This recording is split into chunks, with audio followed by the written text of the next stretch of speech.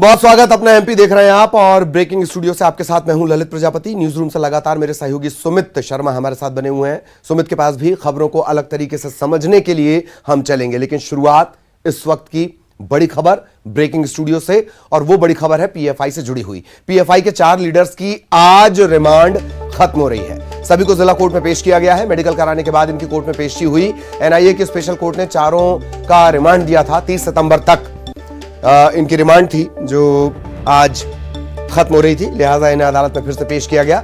इंदौर उज्जैन से MP ATS ने NIA के साथ छापे की कार्रवाई की थी, तभी इनकी गिरफ्तारी हुई। 7 दिन की रिमांड मिली थी और आज वो रिमांड खत्म हो रही थी।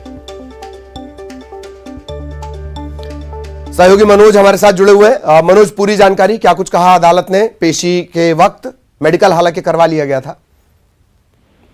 जी बिल्कुल, आज जो रिमांड की अवधि थी वो खत्म हो गई थी। यही कारण था कि एमपी एटीएस ने कड़ी सुरक्षा व्यवस्था के बीच में इन चारों जो पीएफआई के लीडर्स बताए जा रहे हैं, इनको आज जिला कोर्ट में की एनआई की जो स्पेशल कोर्ट है वहां पर पेश किया था। हालांकि जो एटीएस है उसकी तरफ से दोबारा रिमांड के लिए कोई आवेदन नहीं दिया गया। वहां पे कोर्ट से फिर रिमांड पर लेने के लिए कोई मांग नहीं की गई। यही कारण है कि कोर्ट ने 14 दिन की न्यायिक हिरासत में जुडिशियल कस्टडी में जो चारों आरोपी है उन्हें भोपाल सेंट्रल जेल भेज दिया है। हालांकि जो आरोपी पक्ष के वकील है परवेज आलम, उन्होंने कहा है कि अभी जो है रिमांड नहीं लिया है।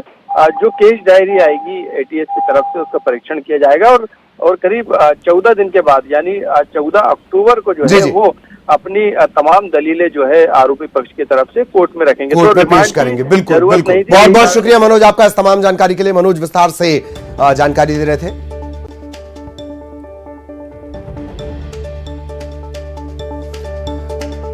तो एनआईए के स्पेशल कोर्ट में 30 सितंबर तक चारों आरोपियों की रिमांड दी गई थी, वो आज खत्म हो रही थी और आरोपी पक्ष की तरफ से कोई दलील दी नहीं गई है। 11 अक्टूबर को पीएम मोदी उज्जैन में महाकाल लोक का लोकार्पण करेंगे। इसे लेकर सीएम शिवराज ने लोगों से खास अपील की है। महाकाल लोक, अद्भुत दिव्य भव्य उज्जैन, और इसे लेकर एक खास अपील। प्रिय बहनों और भाइयों, प्रणाम। जय महाकाल। 12 ज्योतिर्लिंगों में से एक श्री महाकाल महाराज उज्जैन में विराजमान है। मध्य प्रदेश और देश पर सदैव उनकी कृपा बरसती है। वह हमारे आराध्य हैं। देश और दुनिया से लाखों लोग उनके दर्शन करने पधारते हैं। महाकाल महाराज की इच्छा से ही उनके परिसर का विस्तार शिव लीलाओं के साथ किया गया है। एक अद्भुत रचना भाव हुई है जिसका नाम श्री महाकाल लोक रखा गया है। हम सबके लिए प्रसन्नता की बात है, आनंद का विषय है कि श्री महाकाल लोक का लोकार्पण करने 11 अक्टूबर को हमारे यशस्वी प्रधानमंत्री श्रीमान नरेंद्र मोदी जी पधार रहे हैं। शाम को 6 बजे लोकार्पण का कार्यक्रम संपन्न होगा। यह भारत के सांस्कृतिक पुनरुत्थान का युग है। पहले केदारनाथ, फिर काशी विश्वनाथ, और अब महाकाल बाबा। प्रधानमंत्री जी के हाथों से लोकार्पण होगा। मेरी आपसे अपील है कि इस पल के साक्षी बने। अगर उज्जैन ना आ सके तो अपने गांव के मंदिर में दीपक जलाएं, साज सज्जा करें, वहां भजन हो, कीर्तन हो, पूजन हो, अभिषेक हो, आरती हो, और सारा गांव फिर अपने मंदिर के प्रांगण में बैठकर ही श्री महाकाल लोक के लोकार्पण का कार्यक्रम देखें। आप सब आमंत्रित हैं। और प्रदेश के 18 जिलों की 46 नगरीय निकायों के चुनाव की मतगणना लगातार जारी है। 46 नगरीय निकायों में बीजेपी बड़ी लीड लेते हुए आगे चल रही है। 17 नगर पालिका में से 12 पर बीजेपी ने कब्जा जमा लिया। 4 नगर पालिका ऐसी जो कांग्रेस के खाते गई। झाबुआ की करें तो यहां 18 वार्ड में से 9 पर बीजेपी ने अपना कब्जा जमा लिया। कांग्रेस को 7 वार्ड में जीत मिली है, 2 पर निर्दलीय। मंडला में 24 वार्ड में से 10 पर बीजेपी, 8 पर कांग्रेस, 6 निर्दलीय। नैनपुर में 15 वार्ड, 4 बीजेपी माफ कीजिएगा, 5 कांग्रेस और 6 पर निर्दलीय। सारणी में बीजेपी 19 और कांग्रेस 11। खुरई भूपेंद्र सिंह का गढ़ बीजेपी ने क्लीन स्वीप किया है, 32 में से 32 बीजेपी के पास। गोपाल भार्गव का गढ़ बीजेपी ने परचम लहराया, 23 में से 23 बीजेपी। नेपानगर 24 वार्ड में से 12 पर बीजेपी, 2 पर कांग्रेस। शहडोल में 39 वार्ड, बीजेपी 18, कांग्रेस 9। कोतमा में 15 सीट, 6 पर बीजेपी, 7 पर कांग्रेस। पाली 15 वार्ड, 8 पर बीजेपी, 5 पर कांग्रेस। छिंदवाड़ा कमलनाथ का गढ़, खिल गया कमल। सौसर में 15 वार्ड में से 14 पर बीजेपी, कांग्रेस खाता तक नहीं खोल पाई। जो नारदेव बीजेपी का कब्जा, 11 पार्षद बीजेपी के, 6 पर कांग्रेस। पांढुरना कांग्रेस की जीत, 17 पर बीजेपी, 10 पर। दमुआ में से 18 पे 9 पर बीजेपी को जीत मिली, 8 पर कांग्रेस को मिली है। बिजुरी में 5 बीजेपी के खाते में, 5 कांग्रेस, 5 निर्दलीय। अलीराजपुर 18 वार्ड, 7 पर बीजेपी, 10 पर कांग्रेस। Malajkhand 24 seat, 13 BJP, 8 Congress. नगर परिषद 29 में से 19 बीजेपी के खाते में। शहर की सरकार के चुनाव में बीजेपी ने बड़ी जीत हासिल की।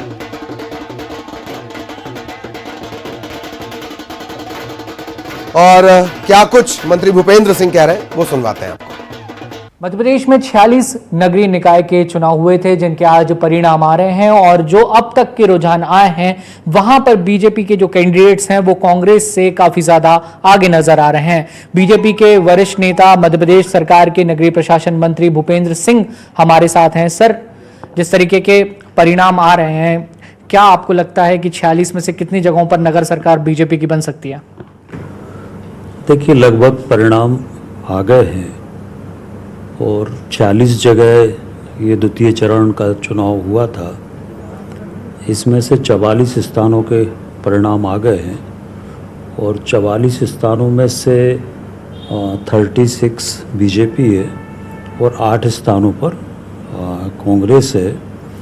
इस तरह से एक तरफा जीत पहले चरण में भी हुई थी, द्वितीय चरण में भी भारतीय जनता पार्टी की हुई है। और इसमें विशेष बात ये है कि इस बार जो चुनाव थे वो अधिकांश ट्राइबल एरिया में थे और ट्राइबल एरिया में एक तरफा समर्थन भारतीय जनता पार्टी को मिला है। ये बहुत अच्छे संकेत है और अब पूरा ट्राइबल समाज भारतीय जनता पार्टी के साथ, जो माननीय मुख्यमंत्री जी ने विकास के काम किए हैं, माननीय प्रधानमंत्री जी ने और भारतीय जनता पार्टी की सरकार ने जो हमारे जनजाति समाज के विकास और कल्याण के लिए और सम्मान के लिए निर्णय लिए हैं, और उससे अब जनजाति समाज को लगता है कि हमारा विकास अगर हो सकता है तो भारतीय जनता पार्टी की सरकार के द्वारा ही हो सकता है। और इसलिए अब पूरा ट्राइबल समाज मध्य प्रदेश का भारतीय जनता पार्टी के साथ है। छिंदवाड़ा में भी 6 स्थानों पर चुनाव थे, छिंदवाड़ा लोकसभा में, वहाँ पर भी 4 स्थानों पर भारतीय जनता पार्टी ने सफलता प्राप्त की है।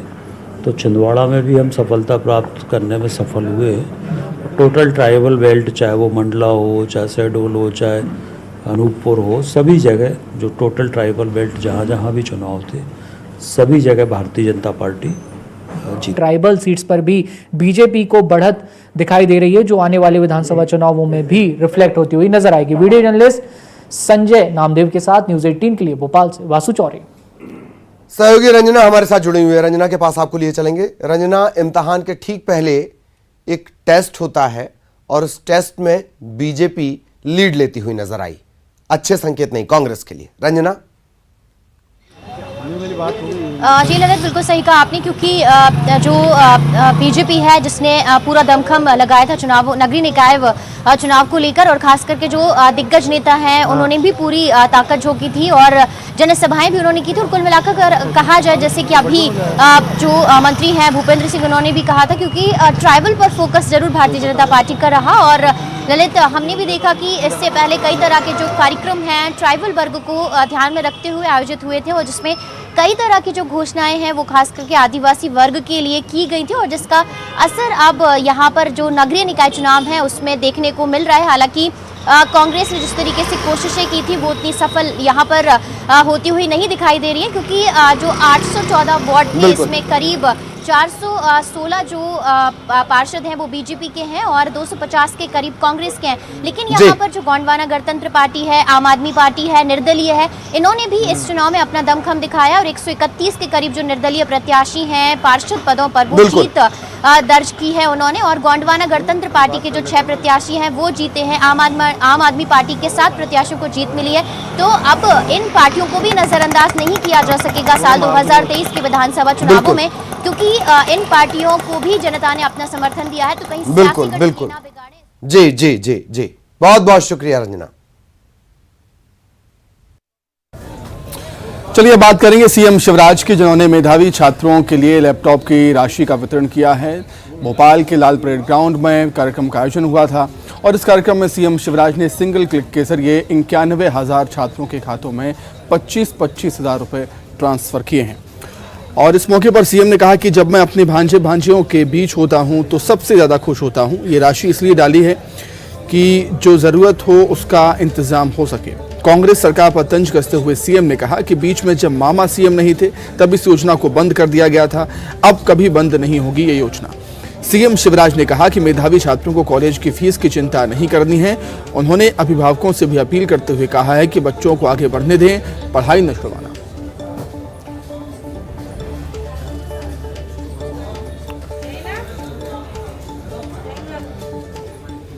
जो 70% से ज्यादा नंबर लाएगा और माता पिता की वार्षिक आय 6 लाख रुपया या उससे कम होगी तो उनके ग्रेजुएशन सहित सारे पाठ्यक्रमों की फीस मम्मी पापा नहीं भरेंगे। कौन भरवाएगा? मामा भरवाएगा। अगर प्राइवेट कॉलेज में भी एडमिशन मिलेगा तो फीस चाहे 8 लाख साल हो चाहे 10 लाख रुपया साल हो, वो भी मामा भरवाएगा, चिंता मत करना। तो अलग अलग प्रतिस्पर्धी परीक्षाओं में सफलता के बाद भी पढ़ाई की फीस की चिंता मत करना, मेहनत करते जाना बस। और मम्मी पापा से भी मैं कह रहा हूं सबके, बच्चों को स्वाभाविक रूप से फूलने दो, फलने दो। और अब बड़ी खबर दमोह से आपको बता दें, मुख्यमंत्री जन सेवा अभियान शिविर में अधिकारी नहीं पहुंचे। इसे लेकर पथरिया की विधायक रामबाई कलेक्ट्रेट पहुंच गई। कलेक्टर को जमकर खरी खोटी सुनाई। विधायक ने शब्दों की मर्यादा तक तोड़ दी। मैंने लोगों की समस्याएं बताई तो कह रहे चेक करा लेंगे। अच्छा रहा वो चैम्बर में घुस गए, नहीं तो चेक कराने लायक नहीं रहते। मुख्यमंत्री की योजनाओं का लाभ जिला कलेक्टर की वजह से लोगों को नहीं मिल रहा है। शांति समिति की बैठक में कलेक्टर और एसपी की बैठक के दौरान सोने का फोटो वायरल हो रहा है। रामबाई ने उस पर भी अपनी नाराजगी जाहिर की।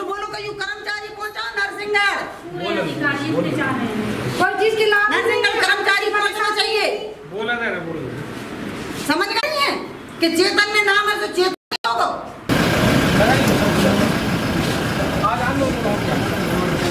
और सहयोगी धर्मेश हमारे साथ जुड़े हुए हैं। धर्मेश,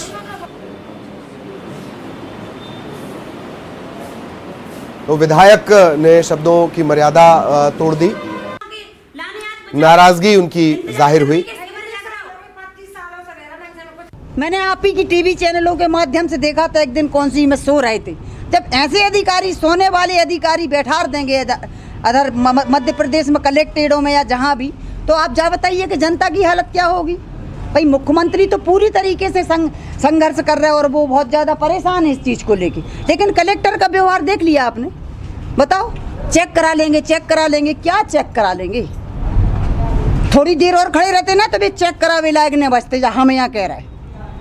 अच्छा है कि जल्दी चैम्बर में घुस गए, नहीं तो जो गरीब ने हम छोड़ते ने उनके लाने आज बेचारी इंतजार।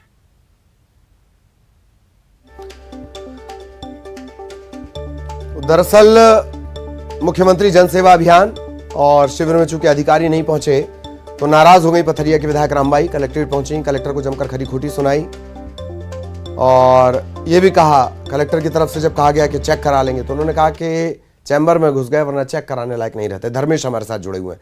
धर्मेश, फिर चर्चा में रामबाई का गुस्सा। जी ललित, मैं आपको बता दूं ये पूरा का पूरा जो मुख्यमंत्री जन कल्याण शिविर है ये चल रहा है, उसी के दौरान इनके पथरिया विधानसभा क्षेत्र में नरसेगढ़ में ये शिविर लगा हुआ था। वहां पर कोई भी कर्मचारी अधिकारी नहीं पहुंचा तो गुस्साई हुई जो पथरिया बीएसपी विधायक रामबाई हैं, वह हितग्राहियों को लेकर के स्वयं ही अपनी गाड़ी में बिठा करके और जिला कलेक्ट्रेट पहुंची।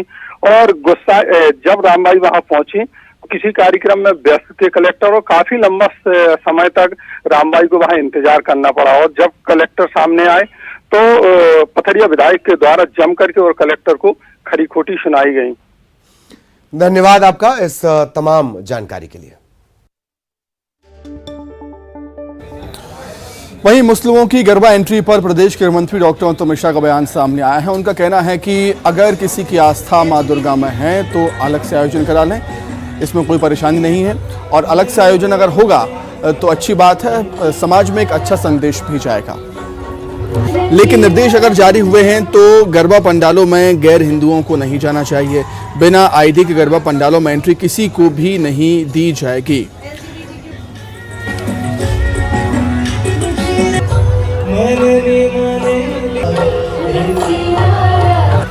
जब कोई निर्देश जारी किए गए हैं तो इन लोगों को नहीं जाना चाहिए, सावधानी रखनी चाहिए।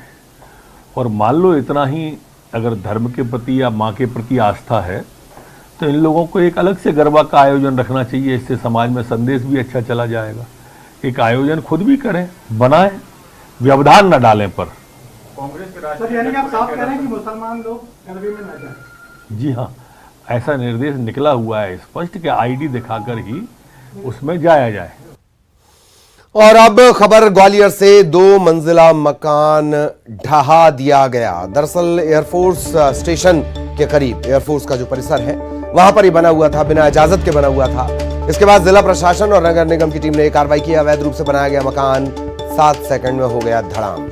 एयरफोर्स स्टेशन और नव निर्माणाधीन एयरपोर्ट टर्मिनल में इसके चलते दिक्कत हो रही थी। ये भी एक बड़ी वजह कि इसे गिरा दिया गया। तस्वीरें देखिए, 7 सेकंड में 2 मंजिला मकान ढह